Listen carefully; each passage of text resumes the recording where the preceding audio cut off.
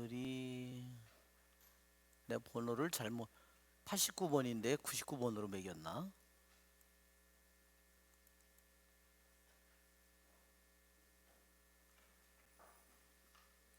음,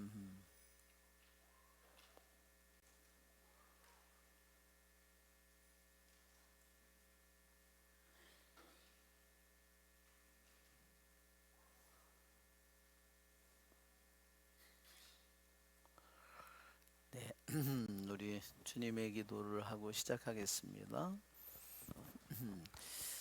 성부와 성자와 성령의 이름으로 아멘. 하늘에 계신 우리 아버지, 아버지의 이름이 거룩히 빛나시며 아버지의 나라가 오시며 아버지의 뜻이 하늘에서와 같이 땅에서도 이루어지소서. 저희에게 잘못한 일을 저희가 용서하오니 저희 죄를 용서하시고 저희를 유혹에 빠지지 않게 하시고 악에서 구하소서. 아멘. 성부와 성자와 성령의 이름으로 아멘. 네, 전미 예수님. 네, 지난주에는 제가 갑자기 우리 자월도 공소에 축복식을 하러 가는 바람에 여러분 갑자기 이렇게 강의를 못하게 됐습니다. 그래서 만약에 그때 못 갔으면 월요일 날 못했을 뻔했어요. 그래서 뭐 자, 오늘은 겸손, 그 거룩한 겸손. 그래서 여기 제목을 다시 한번 우리가 제목을 보면 욕정의 정념을 죽이는 자, 파괴자. 그게 겸손의 이름이에요. 그러니까 겸손이 되게 약한 것 같이 보이는데 힘이 없는 것처럼 보이는데 가장 강한 힘을 가진 겁니다. 왜? 우리 안에 있는 욕정을 죽이니까. 모든 것을 완전히 죽이는 것이 겸손이에요. 그리고 악마를 완전히 짓밟는 게 뭘까요? 겸손이에요. 악마는 교만의 대명사잖아요. 그래서 가장 숭고한 겸손 또는 거룩한 겸손이라고 그렇게 말합니다.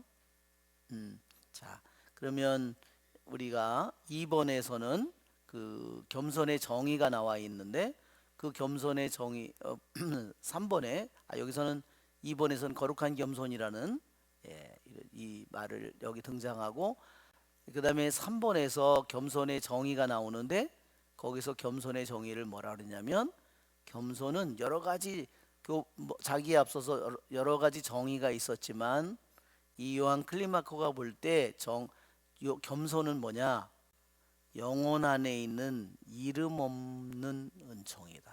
이름 없는 은총이라는 게 뭐예요? 결국 자기가 없는 거예요. 자기를 내세우는 게 하나도 없는 겁니다. 모욕을 당하든 뭐를 하든 인정을 받든 인정을 받지 못하든 그래서 거기 네임리스라고 했어요. 자, 오늘이 4번 지난번에 4번 했죠? 4번 할 차례예요? 그래요? 자, 4번을 한번 읽어볼까요? 우리 기도회 미사일 때 제가 이거를 했습니다. 그래서 제가 4번을 했다고 생각했네요. 한번 같이 읽어봅시다. 이 거룩한 포도나무의 모습은 정념들이 활동하는 겨울, 꽃피는 봄철의 모습, 그리고 모든 덕을 추수하는 시기에 따라 각기 다릅니다. 그러나 이 모습들에는 기쁨과 열매 맺음이라는 공통점이 있으며 모두 장차 거둘 수확의 확실한 증거를 제공합니다. 우리 안에서 거룩한 겸손이 꽃이 피어나기 시작하면 우리는 세상적인 칭찬과 영광을 미워하기 시작합니다. 우리는 자신에게서 경로와 격분을 제거합니다. 우리 영혼 안에서 이 덕의 여왕이 성장하여 가지를 뻗으면 우리는 자신의 선한 행위들을 대수롭지 않게 여기기 시작합니다. 우리는 날마다 자신이 무지하게 씨를 뿌림으로써 짐을 더하고 있다고 하느님께서 우리가 받아야 할 것보다 훨씬 더 많은 선물을 주시기 때문에 우리가 받아야 할 형벌이 점점 더 커진다고 생각합니다.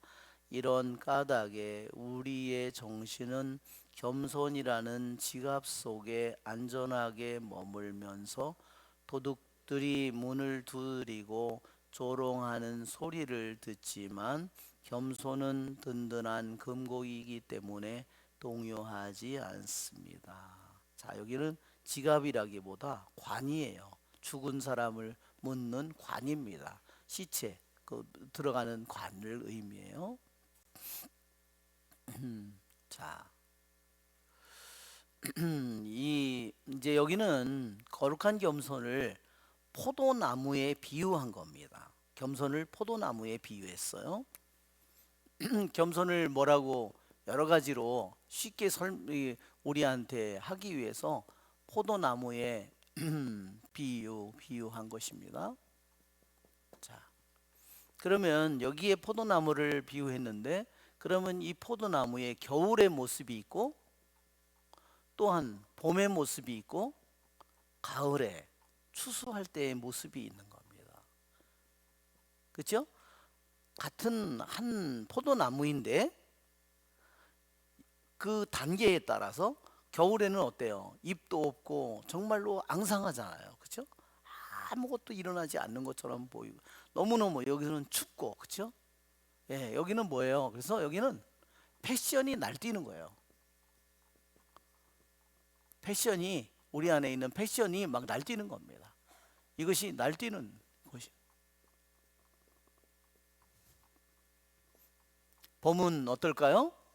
자, 봄은 많이, 이제는 이 패션이 막 날뛰지만 많은 전쟁을 여기서 겪고 있는 시기예요. 그렇지만 이제는 봄에는 새싹이 드디어 열매를 맺게 될 새싹이 시작되는 겁니다. 점점 여기서 영적으로 말하자면 이 겸손이 점점 여기는 지독한 전쟁이 벌어진다면 봄철에는 이제 점점 겸손의 꽃이 자라게 되는 거죠. 그 다음에는 가을이 되면 어떻게 될까요? 이제 포도가 말하자면 주렁주렁 달리는 겁니다. 한번 볼까요? 자,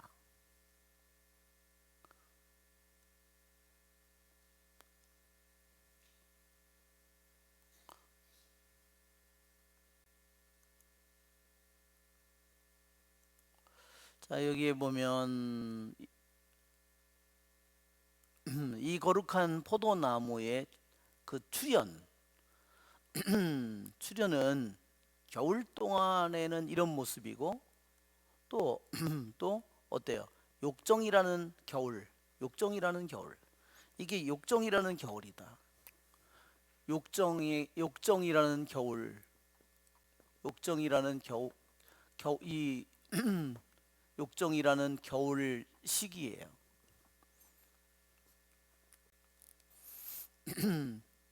그것이 다르고 이제 꽃이 피는 봄이 또 다른 모습이고, 이제 겸손이라는 덕을, 실제로 겸손의 덕을 수확하는 이 시기가 서로 다르다는 겁니다. 그렇죠?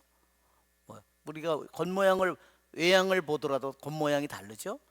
겨울에 있는 모습 포도나무, 봄에 꽃피는 모습, 가을에 열매를 모두 너무너무나 모습이 다르다는 겁니다.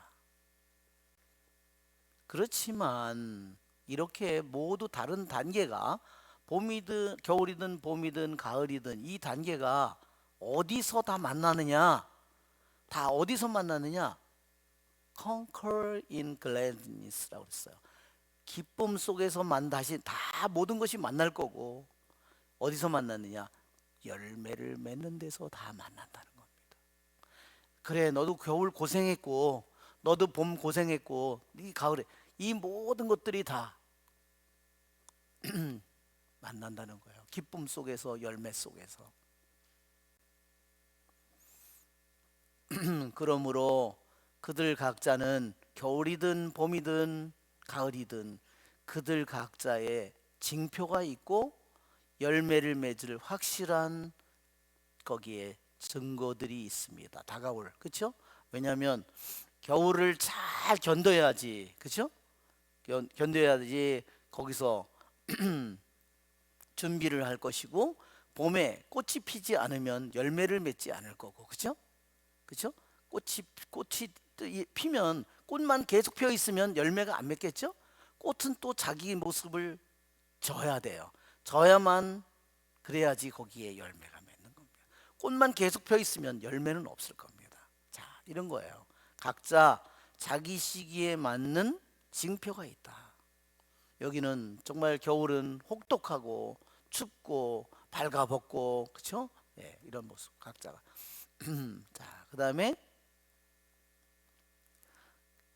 겸손이 거룩한, 여기서 다시 나왔죠. 여기에서 겸손을 홀리 휴밀리티라고 그랬어요. 왜 홀리 휴밀리티라고 그랬죠? 이것은 인간의 힘으로서 도저히 얻을 수 없는 거예요. 이 인간의 노력을 많이 해서 수많은 시련도 겪고 모욕도 겪고 아픔도 겪고 고통도 겪고 병고도 겪고, 그 모든 것을 통해서 겸손이 준비되지만, 거룩한 겸손은 하늘로부터, 하느님께로부터만이 오직 받는다는 겁니다. 인간의 이로서는 절대로 완성이 되지 않는다는 겁니다. 그래서 여러분, 여기에 포도나무가 있지만 한번 보세요. 포도나무가 이렇게 있지만 땅에서 포도나무가 이렇게 자라서 올라가 있어서 이게 뿌리, 이게 뿌리를 이렇게 뻗지만, 이게 자기가 자기 힘만으로 이게 이루어져요? 예. 태양빛이 없다면 이루어질 리가 없죠. 비가 없다면 이루어질 리가 없죠. 예. 여기에 눈이 이렇게 눈이 오잖아요. 눈들이. 예. 이 모든 것들을 통해서 이 포도나무가 열매를 맺는 과정을 거쳐가는 거죠.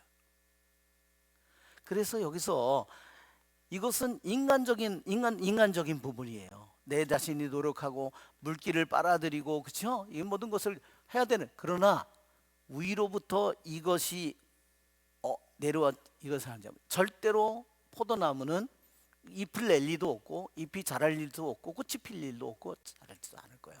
그래서 여기서 보면 홀리 휴밀리티라는 특별한 거룩한 겸손이라는 말을 쓴다. 아, 인간적인 노력이 있지만 반드시 거기에 하늘로부터, 하느님께로부터 이 은총이, 하느님의 손길이 있어야만 이 겸손을 완성시킬 수 있기 때문에, 여기에서 이 천국의 사다리에서 겸손을 그냥 겸손이라고 안 부르고 홀리 휴밀리티라고, 거룩한 겸손이라고, 또는 디바인 휴밀리티라는 말을 쓰는 겁니다. 자, 거룩한 겸손의 이 송이가 우리 안에서 꽃을 피기 시작하자마자, 그래요. 얼마나 우리들의 안에서 거룩한 겸손이 꽃피기 시작하는지 안 하는지 어떻게 하느냐면, 우리는 즉시 거룩한 겸손의 송이가 우리 안에서 꽃피기 시작하자마자 우리는 즉시 뭐예요? 모든 인간의 영광과 찬미를 미워하기 시작합니다. 이것이 거룩한 겸손의 송이가 맺어지는 모습이에요. 자기가 자기 자신의 영광, 사람들이 자기를 인정해주고 칭찬, 그런 것들을 아주 미워하는. 왜? 그렇지 않으면 다 이 뭐예요? 다 자기가 했다고 생각해 보세요. 다 자기가 했다고. 그러면 다 자기가 한 거죠. 자기가 다 한 거죠. 생각을 해 보세요. 내가 다 한 거죠. 다. 그러면 하느님은 없어요. 그죠? 이건 거룩한 겸손이 아니에요. 이것은 홀리 휴밀리티가 아니라, 거룩한 겸손이 아니다. 이것은 거룩한 겸손이 아닙니다. 거룩한 겸손이 꽃피기 시작하는 것은 내가 이뤄놓은 모든 일을 다, 그것을, 그래서 어땠죠?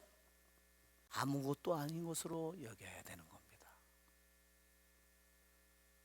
그런데 인간적인 것은 인간적으로 뭐 내가 이렇게 봉사를 오래 했는데 내가 활동을 이렇게 열심히 했는데 내가 했는데 왜 사람들이 나를 안 알아주지? 그러면 어떻게 돼요? 거룩한 겸손은커녕 싸움과 시기와 분노와 분열과 모든 것들을 만들어냅니다. 자, 거룩한 겸손이 꼽히는 모습이 증표가 이거다 이런 겁니다.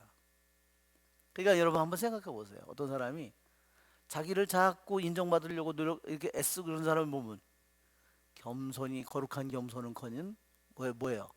교만이 꼽히고 있음을 보여주잖아요. 그렇죠? 그러면 무슨 일이 벌어져요? 싸움이 분열이 끊임없이 이루어집니다.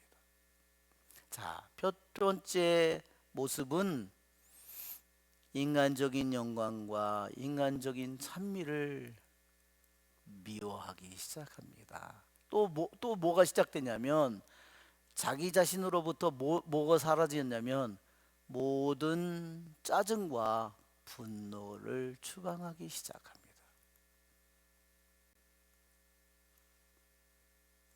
분노하고 짜증을 내는 이유는 뭐죠? 자기가 너무 크니까 자기가 가지고 있는 자기의 생각이나 가치 기준이나 자기 뜻이 너무 중요하니까 그러니까 계속 분노하고 남들에게 비난을 퍼붓는 거죠. 자, 정말 이 거룩한 겸손이라는 이것은 진짜 겸손한 것처럼 보이는데 세상 사람들의 눈에는 굉장히 겸손한 것처럼 보이는데 사실은 교만을 속에 감추고 있는 경우가 너무나 많다. 왜 그걸 알죠? 자신의 인간적인 영광과 찬미를 너무 찾는 겁니다. 그리고 조금만 적이 되면 분노와 짜증을 벗어날 수가 없는 겁니다. 자, 이 덕의 여왕이라고 이 거룩한 겸손을 또 다른 표현을 이렇게 써요. 모든 덕의 여왕. 여기에 versus이니까 모든 덕들의 여왕이에요. 모든 덕들의 여왕. 이것이 겸손의 칭호입니다. 교만이 모든 악습의 대장이라고 한다면, 괴수라고 한다면 모든 덕들의 이 여왕은 바로 겸손이다. 거룩한 겸손이다. 자, 이 겸손이 우리 영혼 안에서 말하자면 점차 진보함에 따라서 점차 나아감에 따라서 이 여왕이 말하자면 행렬을 하듯이 우리가 점차 진보하듯이 성장하듯이 영적인 성장에 의해서 나아가는 것에 비례해서 그만큼 우리는 모든 좋은 행동, 우리 이루어진 모든 좋은 행동을 뭐라고 생각하느냐? 아무것도 아닌 것으로 여기게 됩니다. 이것이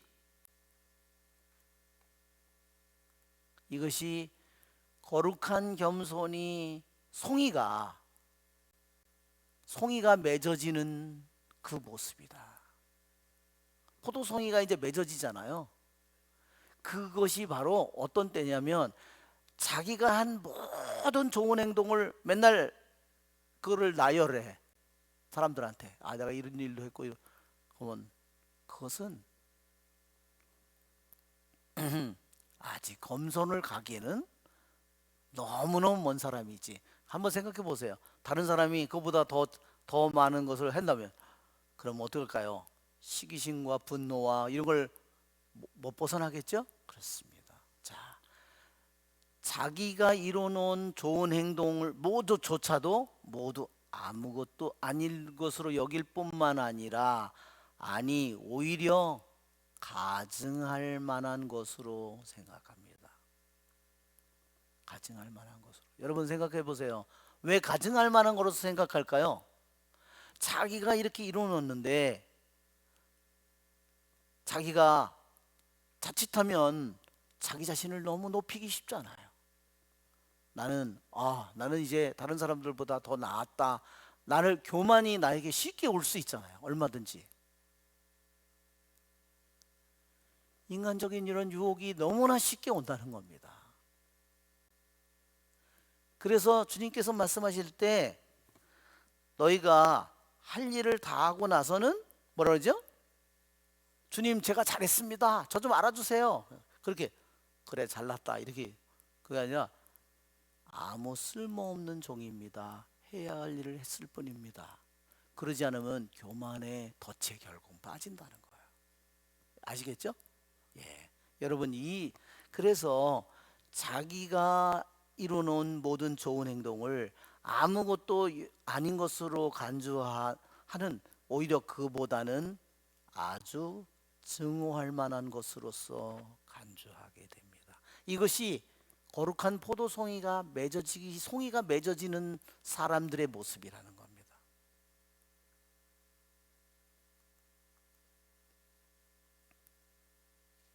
그래서 뭐라고 그랬냐면 여기에 요한 근구 성인이 이런 말을 했어요. 요한 근구 성인이 뭐라는 말을 했냐면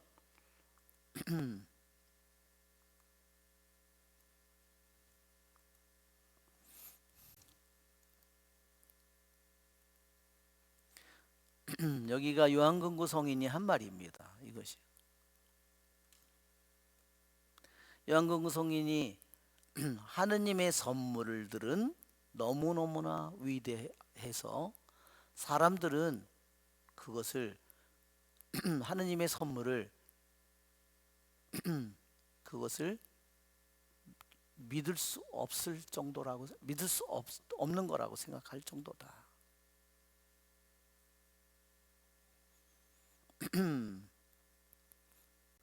만일 사람들이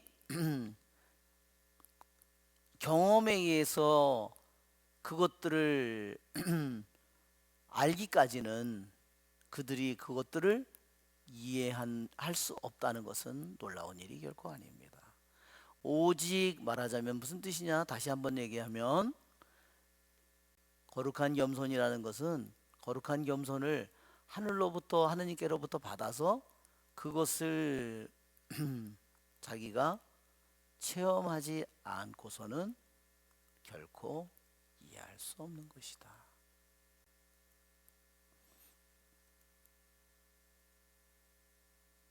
정말 우리는 오늘도 그렇죠? 하느님께는 불가능한 일이 없다. 오늘 말씀하시는 것처럼 그렇습니다. 여러분 우리에게 정말 믿음이라는 것이 얼마나 소중한 건가를 다시 한번 이러한 교부들의 글을 읽을 때마다 더욱더 깨닫게 됩니다. 우리는 눈에 보이는 세상의 것을 더 신뢰하고 더 대단하다고 생각하는데 그것보다 하느님의 말씀이 보이지 않는 하느님의 말씀이 비교조차 할 수 없는 그러한 은총과 가치를 우리에게 가지고 있음을 교부들이 보여줍니다.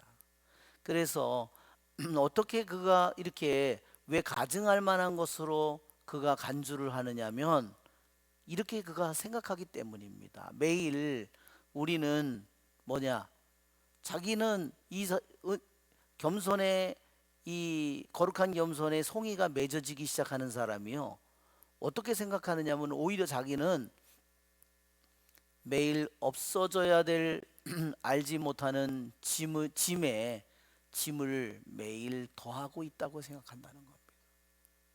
자기가 말하자면 매일 없어져야 할 것들을 매일 자기가 버려야 될 수많은 것들을 점점 더 많이 쌓고 있다고 생각한다는 겁니다. 이 사람은 오히려 그러니까 자기가 해놓은 좋은 일이 어때요?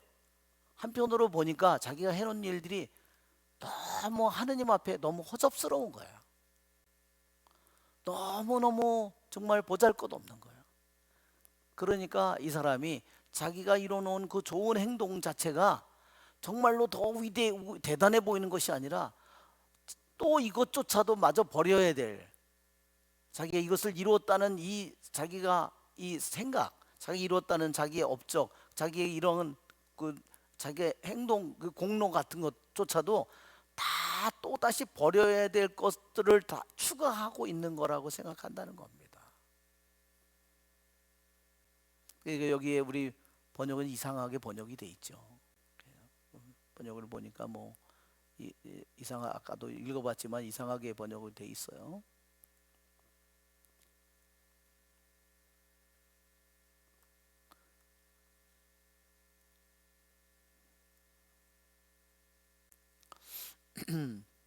예, 우리는 날마다 자신이 무지하게 씨를 뿌리면서 짐을 더하고 있다고.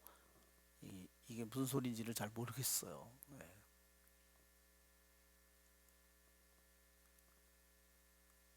그러니까 자기가 이뤄놓은 좋은 일을 왜 가증할 만한 것으로 생각하느냐. 그 사람이 덕에 그 거룩한 덕에 송이가 맺어지기 시작하는 그 영혼은 자기가 이루는 좋은 일조차도 다 다시 보니까 다시 버려야 될 수많은 것들을 자기가 추가하고 있다고 생각하게 된다는 겁니다. 그래서 그 사람은 이제 그 모든 것들을 어떻게 해요? 자기가 이루는 좋은 일이라고 하는 것조차도 다 가증할 만한 것이라고 생각하게 된다. 그러니까 자기가 한 일에 대해서, 자기가 이뤄놓은 일에 대해서 말하자면 묶이지 않는 거예요. 그죠? 점점 그런 거를 자기가 다른 사람들보다 이런 걸 해서 내가 해놨는데 그러면 거기에 묶여버리기 쉽잖아요. 자기가 이것을 이뤄놨다고 생각하니까. 그래서 어떻게 되느냐? 또한 우리는 그런 사람은, 더 거룩한 겸손이 꼽히기 시작하는 사람은 이렇게 생각한다는 겁니다. 우리에게 쏟아진, 소나기처럼 쏟아진 하느님의 은총의 이 풍부한 것이 우리가 마땅히 받아야 할 부분을 넘어선다고 생각하고, 그리고 오히려 우리의 벌을 가중시킨다고 생각하게 됩니다. 그러니까 이 영혼은 어때요? 자기가 한 좋은 일에 묶이는 것이 아니라 점점 더 이제 자신을 신뢰하지 않고 이제 하느님께 더욱더 간절히 그는 매달릴 수밖에 없다는 겁니다. 자, 그래서 그렇게 우리의 마음은 어때요? unlifed했어요. 절대로 도둑을 맞지 않는다, 총을 맞지 않는다는 겁니다. 우리의 영혼이 도둑질을 당하지 않는다는 거예요. 왜? 내가 좋은 일을 했는데 내가 한 좋은 많은 일들이 나를 묻게 되고 나를 교만하게 만들고 허영을 점점 커지게 만들면, 내가 남들보다 낫다 그런 생각을 하게 되면 어떻게 돼요? 점점 그의 영혼은 교만이, 자아가 점점 자라나게 돼서 결국은 도둑질을 맞게 된다. 자, 이런 영혼은 점점 오히려 하느님 앞에 자기 자신의, 너무나 자기 자신 하는 좋은 일을 이루었지만 하느님 앞에 더욱더 버려야 될 게 더욱 많아지는 거고, 더 벌을 많이 받는 것처럼 자기가 느끼게 되고, 자기가 한없이 작아지고 하느님이 점점 더 하느님에게 자비를 간청하겠죠. 자, 이런 영혼은 어떻게 해요? Reposing securely in the casket of modesty. 예, 겸손이라는 관 속에서 안전하게 쉬고 있습니다. 죽은 시체처럼. 이의 영혼은 이제는 세상 사람들의 말이나 세상 사람들의 눈이나 세상 사람들의 뭐에 그는 적이 된 것이 아니라 점점 더 그는 어디로 들어가 있어요? 세상에서는 죽은 자기가 겸손이라는 관 속에 잠들어 있는 영혼처럼 돼버리는 겁니다. 그래서 어떻게 하느냐? 이 도둑들의 노크 소리를 듣고, 도둑들이 야 임마, 야 이 쪼다 같은 놈아, 이 병신 같은 놈아, 야, 그렇게 이 도둑은 누구죠? 사탄이죠. 세상의 소리가 야 이 쪼다 같은 놈아, 너 왜 병신같이 그렇게 살아? 왜 이렇게 그 소리를 야 임마, 관 속에 들어가 있는 이 영혼이, 겸손이라는 관 속에 들어놓여 있는 그 영혼에게 악마들이 계속 두들리고 이제 하는 거죠. 그 소리를 듣는 거죠. 놀리고. 그 소리를 듣지만 어때요? 그는 겸손의 관 속에서 안전하게 누워 쉬고 있습니다. 어떻게? 그들의 위협에, 어떠한 위협에도 예속당함이 없이, 아무리 그들이 자기를 짓밟고 또 조롱하고 뭐를 해도 그는 뭐 변론하거나 뭘 하거나 자기의 정당함을 내세우거나 아무런 그런 거 때문에 겸손은 inviolable, 예, 범접할 수 없는, 범할 수 없는 안전한 곳입니다. 정말 우리들이 가야 될 길이 많죠? 그러니까 인간적인 겸손을 우리 생각해 보면 남들보다 자기를 낮추고 뭐 욕을 먹어도 그냥 침묵하고, 그렇지만 내적으로는 분노할 수 있잖아요. 그죠? 그런 것은 거룩한 겸손이 아니에요. 그래서 그냥 인간적인 겸손한 것처럼 보이지만 예, 예, 실제로는 그 안에 교만과 허영이 가득 그 안에 숨어 있을 수 있는 겁니다. 여기서 왜 그 거룩한 겸손이라는 말을 사용하는지 여러분 이해가 되시겠죠? 그래서 우리는 이 천국의 사다리 글들을 통해서 정말로 진정한 겸손이 뭔가를 우리가 배우게 됩니다. 정말 우리 감사를 드립니다. 5번, 자, 한번 같이 읽어볼까요? 지금까지 겸손이라는 열매의 성장과 꽃핌에 관해서 철학적인 이야기를 해왔습니다. 그러나 주님 가까이에 있는 사람들은 주님에게서 이 거룩한 덕과 관련된 상이 무엇인지 발견해야 합니다. 왜냐하면 그처럼 풍성한 부는 측량할 길이 없으며 그 특성을 전할 수 없기 때문입니다. 그럼에도 불구하고 우리는 겸손의 특징에 대해 떠오르는 생각을 표현하려고 노력해야 합니다. 자, 여기에서 정말 여기에 필로소파이즈라는 여기 동사가 나오는데 철학하다 이런 말 우리 오늘날로 보면 이렇게 보이는데요. 이것은 뭐냐면요. 여기에 이것은 철학하다는 말이라기보다 이것은 오늘날의 우리들이 이 말을 잘 해석을 못하는 겁니다. 필로소피라는 말은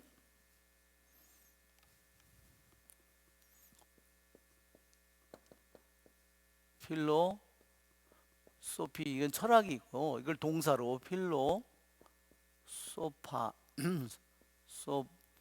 소파 뭐라고 돼 있나? 필로소파이즈, 이건 동사로 이렇게 돼 있습니다. 이 필로라는 말은 필로라는 말은 사랑한다는 말이에요. 그 다음에 소피에, 이거는 뭐냐면요, 소피아에서 나온 말입니다. 이거 소피아는 뭐냐면 지혜입니다. 그래서 원래 이것을 제대로 번역하려면 지혜를 사랑하다 이런 뜻입니다. 지혜를 사랑하다. 그러니까 이런 뜻입니다. 이 뭐 그리스 말이니까 이게 소피아는 뭐 이렇게 쓰겠죠. 아마 소피아는 소피아. 예, 소피아는 이렇게 쓸 겁니다. 자, 이 말은 뭐냐면 애지한다. 즉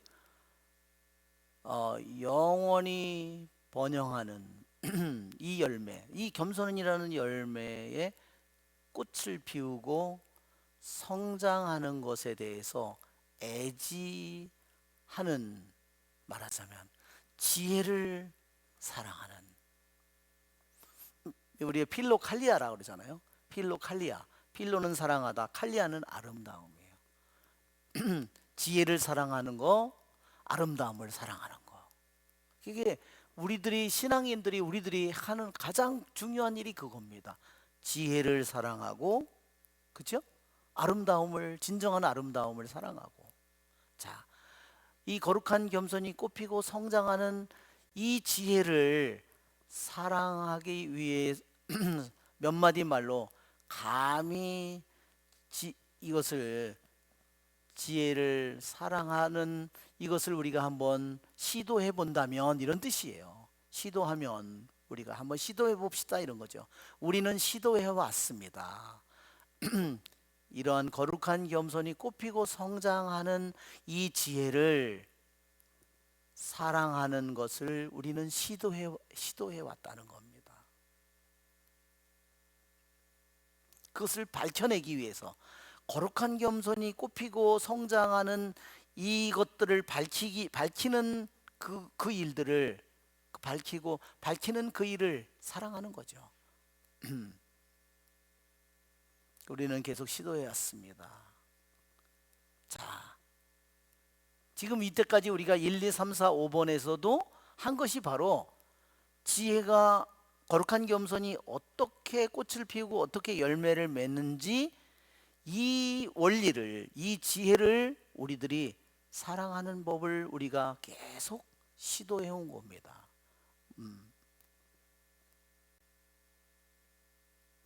자, 그렇지만 이제는 이 거룩한 겸손의 완전한 보상이 무엇입니까? 이렇게 질문하고 있어요. 자, 이 거룩한 겸손의 완전한 보상은 무엇입니까? 자, 여기 뭐라 그러냐면 주님에게 가까이 있는 사람은 주님께 청해야 됩니다. 무엇을 청해요? 돈을? 성공을? 아닙니다. 그분 자신을 청합니다. 그겁니다. 그분 자체를 여러분 생각해 보십시오. 주님께 가까이 가는 사람이, 주님께 가까이 있는 사람은 주님께 가까이 가서 저요, 당신 말고요, 돈이 필요하거든요. 한번 생각해 보세요. 주님께 가까이 가는 영혼이 주님 자체를 원해야 되는데 가서 주님에게 가까이 가가지고 저는요 아주 집에 중요한 일이 있어가지고요 이 일이 꼭 이루어지게 해주세요. 예. 거룩한 겸손의 보상이 뭐가 되어야 되죠? 주님 그분 자체가 되어야 된다. 왜? 그분은 가장 아름다운 분이고 가장 지혜로운 분이고 모든 것을 만들어낸 분이고 알파이고 모든 것의 목적이잖아요. 그렇죠? 자기가 존재한 이유이고 자기가 존재한 목적이고, 그렇죠?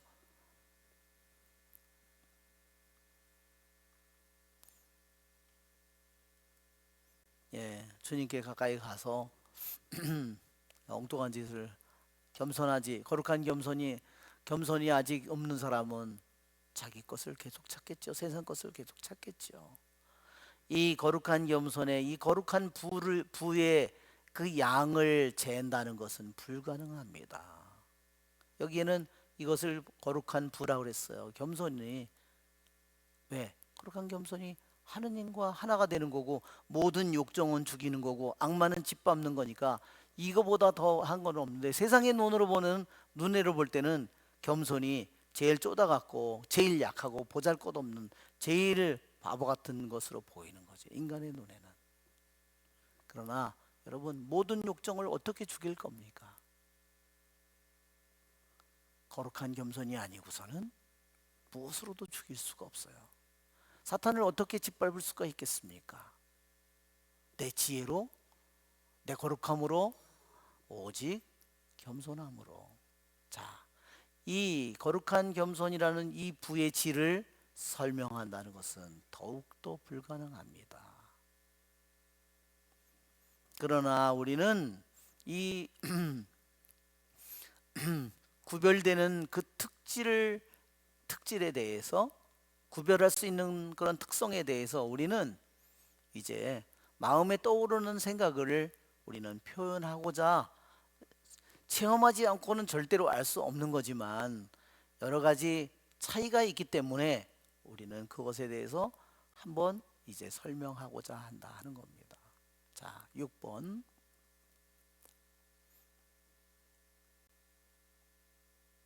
정말 6번의 내용이 정말 또 너무나 감동적입니다. 자, 한번 우리가 6번의 내용을 읽어볼까요? 초심자들 사이에서는 참 회개와 더러운 것이 완전히 제거된 애통과 겸손은 마치 밀가루와 이스트처럼 서로 다릅니다. 영혼은 눈에 보이는 회개에 의해서 으깨지고 정제됩니다. 참된 애통의 눈물은 그것의 일종의 통일성을 가져다 줍니다. 더 나아가서 하느님과 섞인다고도 말할 수 있습니다. 그 후 주님의 불이 붙으면 겸손은 교만이라는 누룩이 없는 빵이 됩니다. 이 모든 일의 결과는 세 개로 꼬인 줄이요, 각기 자체의 결과와 특징들을 가지고 통합되어 하나의 힘과 에너지가 된 하늘의 무지개입니다. 그중 하나에 대해 이야기하는 것은 곧 나머지 둘을 암시적으로 의미하는 것입니다. 이제 이 말의 진리를 간단히 증명해 보이고자 보려 합니다. 자, 이게 세 개가 아니라요, 세 개예요. 세 개로 꼬은 줄을 말하는 겁니다. 세 겹줄을 말하는 거죠. 자, 여기에 뭐라고 되어 있냐면 여기에서 이게 아주 고생스러운 회개, 이게 고생스러운 회개는 겸손을 닦기 위해서 처음에 애쓰는 사람들이 겪는 그러한 일들이에요. 우리가 겸손을 겪기 위해서 많은 정말 고통을 겪어야 되고 병고를 겪어야 되고 많은 그런 거죠. 그러나 이게 거룩한 겸손,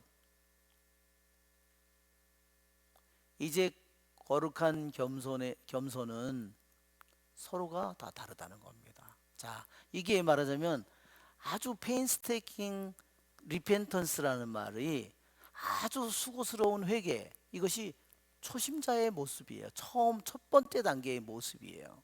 그 다음에 모닝, 애통이에요. 이게 모든 불순, 모든 더러운 것으로부터 깨끗해지는 애통.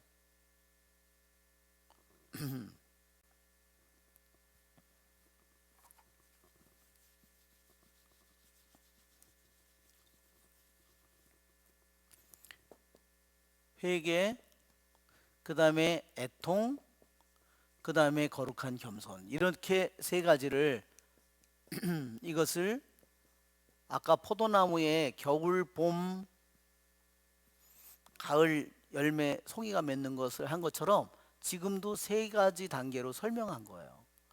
이것은 회개는 아주 고통스럽다는 겁니다. 고통스럽고 정말 애를 많이 써야 되고, 그렇죠?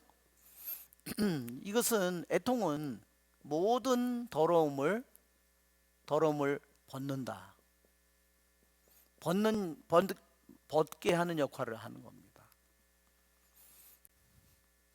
자, 이거를 어떻게 이것이 뭐처럼 다르다고 그랬냐면 이 세 가지가 첫 단계의 회개와 그 다음에 좀 더 나아가서 모든 더러움을 벗는 애통과, 그렇죠? 왜 애통이 모든 더러움을 벗느냐? 자기 힘으로는 벗을 수가 없어요. 애통은 뭐예요? 끊임없이 그것을 갈망하지만 하는 것을 얻지 못해요. 그러면 더 슬퍼하면서 그것을 간절히 더 하기를 원하고, 그러면 또 그것을 자기 자신이 못 이루니까 더 깊이 슬퍼하고 애통하고, 이거 하느님의 자비를 간절히 청하고, 그것이 애통이에요. 결국은 그것을 통해서 우리는 회개의 애통의 눈물을 흘림으로써 우리는 결국은 주님께서 나의 모든 내 힘으로는 벗을 수 없는 모든 더러움에서 우리를 벗겨주는 거죠. 자, 이 단계는 서로 다릅니다. 첫 단계, 두 번째 단계, 이 거룩한 겸손의 이 세 번째 단계는 다릅니다. 그리고 구분됩니다. 뭐처럼 구분되냐? 이스트와 밀가루와 빵이 다르듯이 이렇게 여기에 비교했습니다.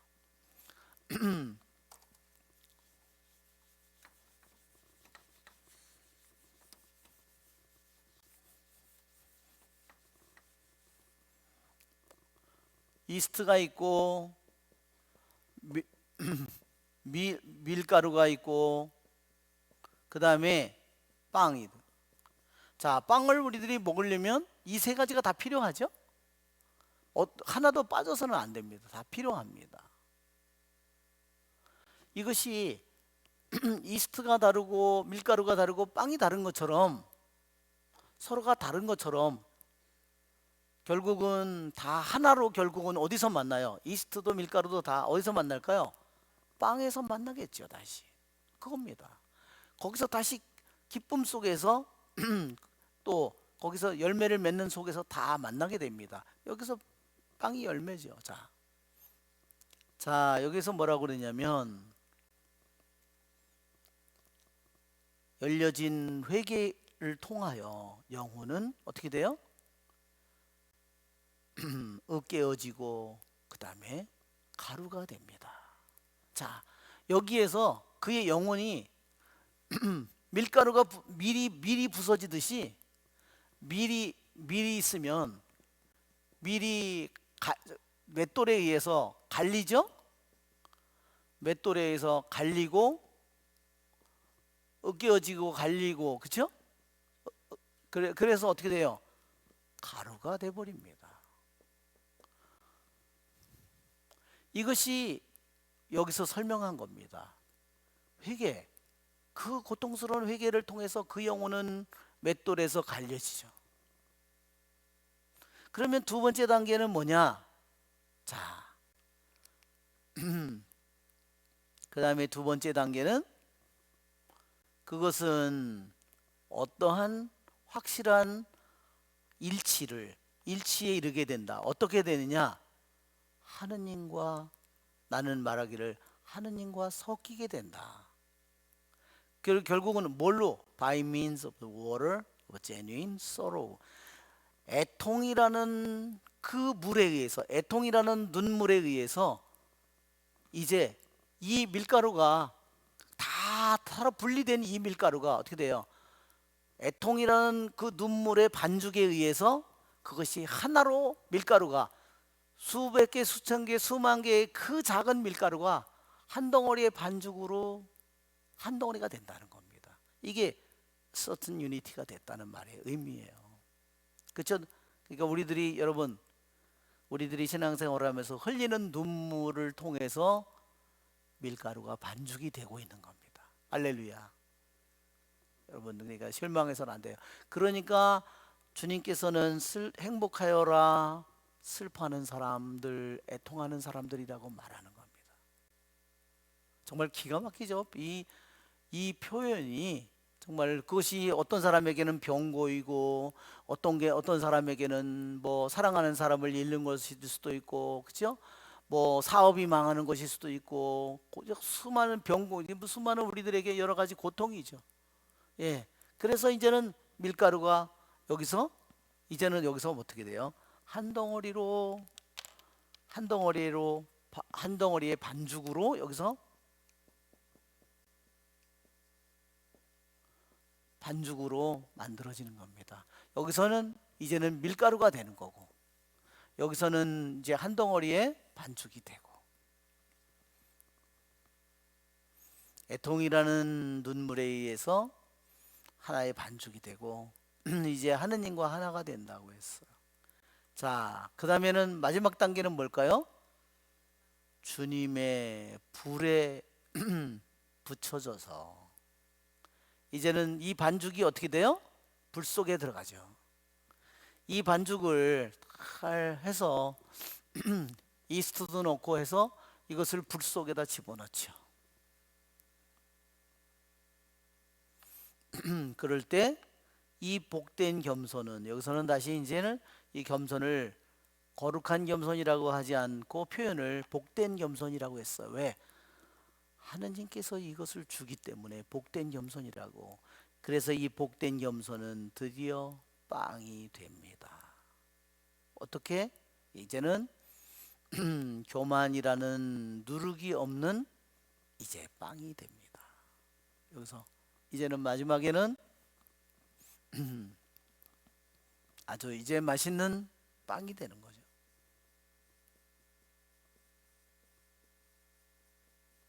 이런 빵이 되니까 어떻게 되죠?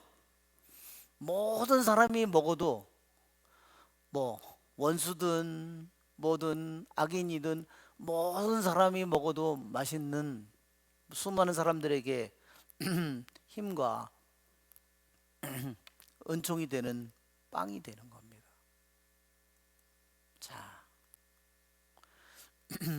여기에 이 거룩한 세 겹의 줄, 이게 세 가닥으로 꼬인 줄이라고 말하는 겁니다. 이게 회개라는 줄, 그 다음에 애통이라는 줄, 거룩한 겸손이라는 줄에 의해서 꼬인 이제 세 겹의 줄이라고. 아까는 거룩한 포도나무에 비교하고 지금은 밀가루에 비교했다면 이제는 또다시 이거를 세 겹의 줄로 비유를 한 겁니다. 아시겠죠? 그 다음에 다시 말하면 이 거룩한 이것은 또 오히려 뭐냐면 천상의 무지개입니다. 어떻게? 하나로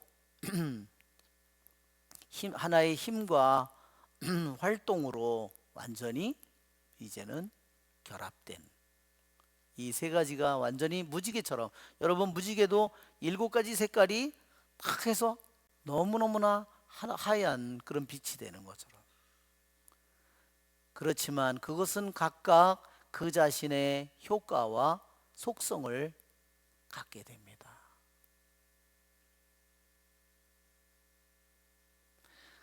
그대가 그것들 중에 하나의 징표로서 어떻게 이름을 부르든 그것은 또 다른 곳의 징표가 됩니다.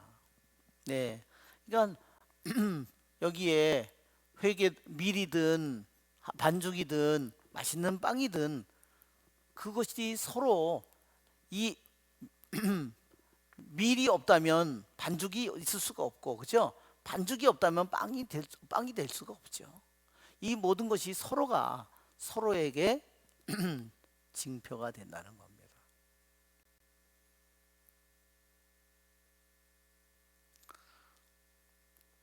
정말 이 거룩한 겸손을 얼마나 정말 우리에게 정말 이 뭐 포도나무든 이 지금 밀 반죽 빵을 통해서 우리에게 얘기해 주든 세 겹의 줄로 하든 뭐 무지개로 해주든 이 설명 하나하나가 우리에게 참으로 그냥 우리들이 보통 알고 있던 겸손과 거룩한 겸손이 얼마나 다른지를 우리에게, 정말 진정한 겸손이 뭔가를 우리에게 알려주고 있습니다. 정말 우리가 우리 교부들에게 정말로 감사를 드립니다. 그렇죠, 여러분? 자, 이제는 이제 여기서는 다시 또 삼위일체라는 여기에 표현을 쓰고 있습니다. 자, 7번을 한번 볼까요? 이 통합된 세 가지의 우선적인 표식은 영혼이 모욕을 기꺼이 받아들이려 하는 것, 두 팔 벌려 환영하는 것, 그것이 마치 영혼의 질병과 심각한 죄들을 태워 없애주는 것인 듯 영접하는 것입니다. 두 번째 표식은 노염의 제거, 그것이 제거되었다는 사실로 우쭐대지 않는 겸손입니다. 세 번째 표식은 자신의 덕목들과 더 많이 배우려는 끝없는 갈망을 신뢰하지 않는 것입니다.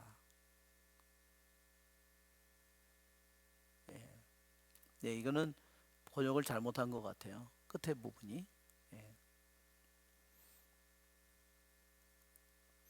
자, 여기에서 뭐라 그러냐면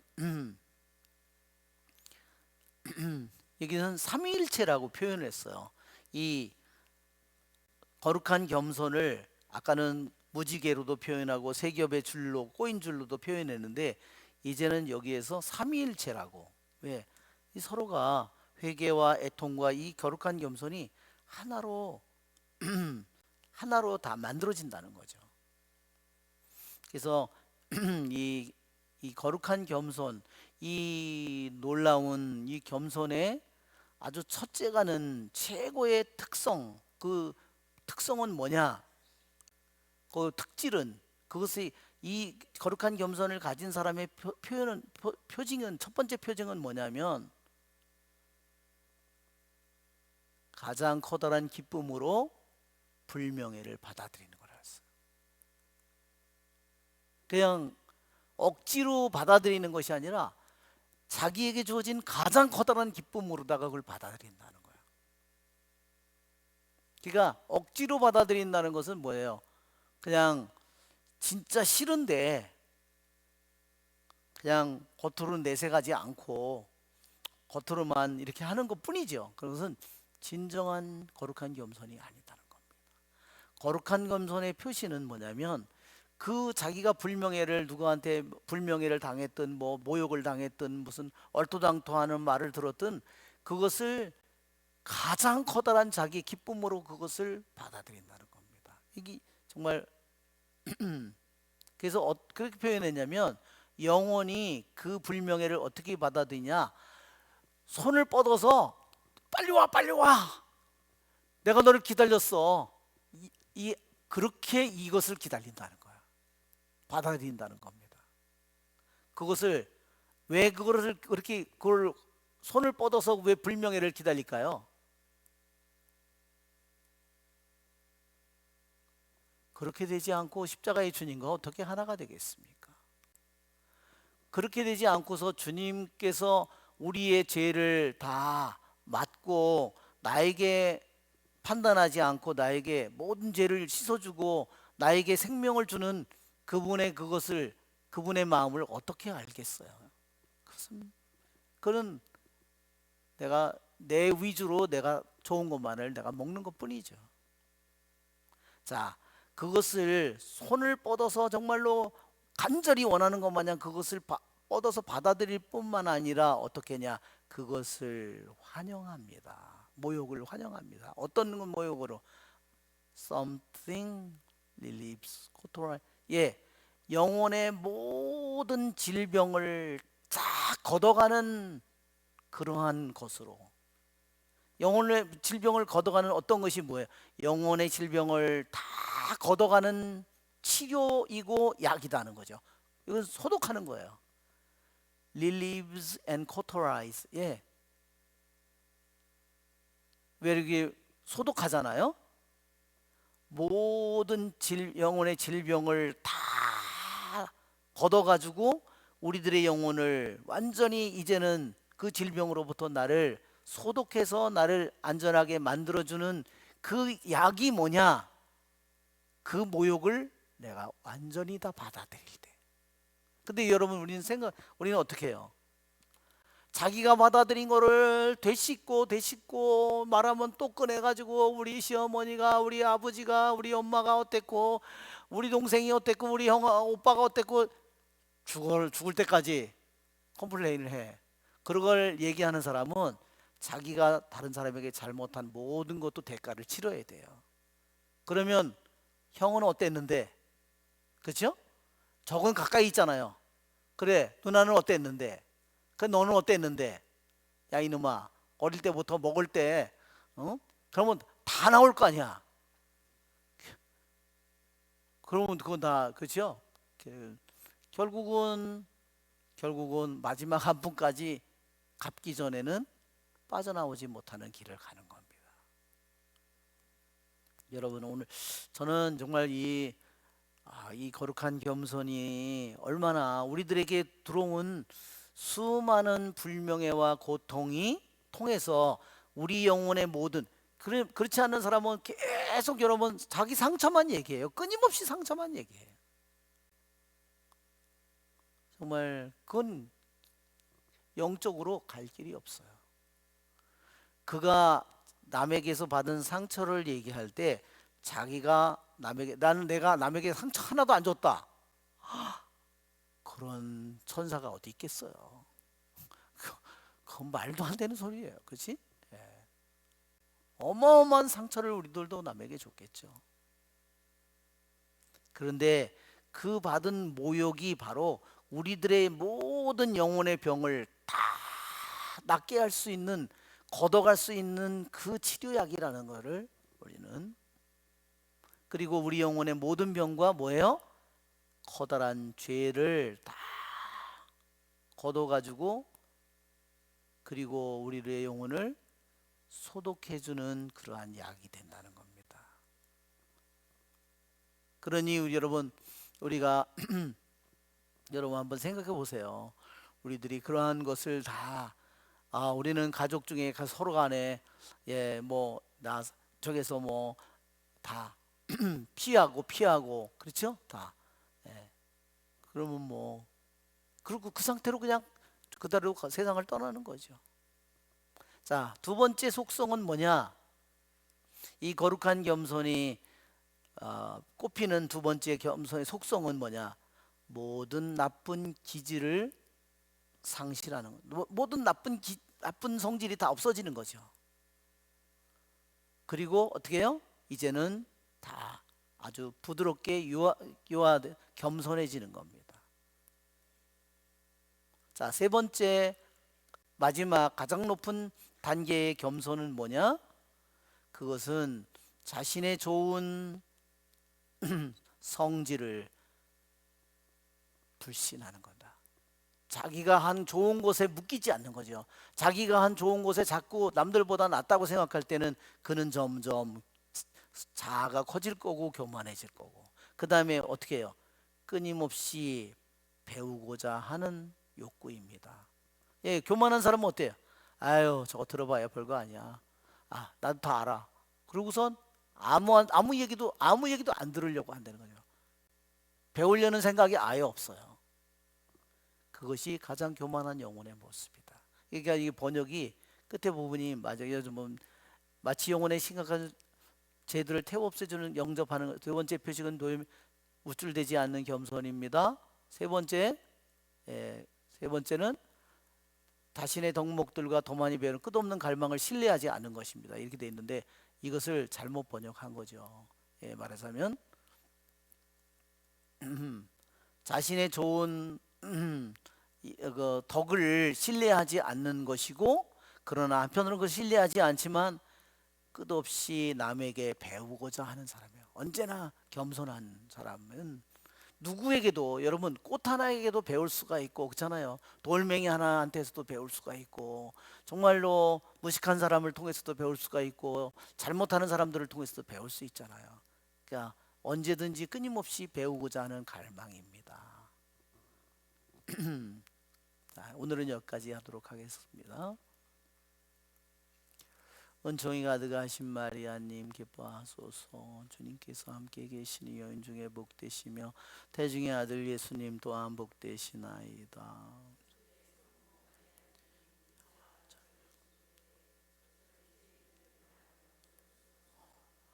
영광이 성부와 성자와 성령께, 성부와 성자와 성령의 이름으로 아멘. 네, 수고하셨습니다.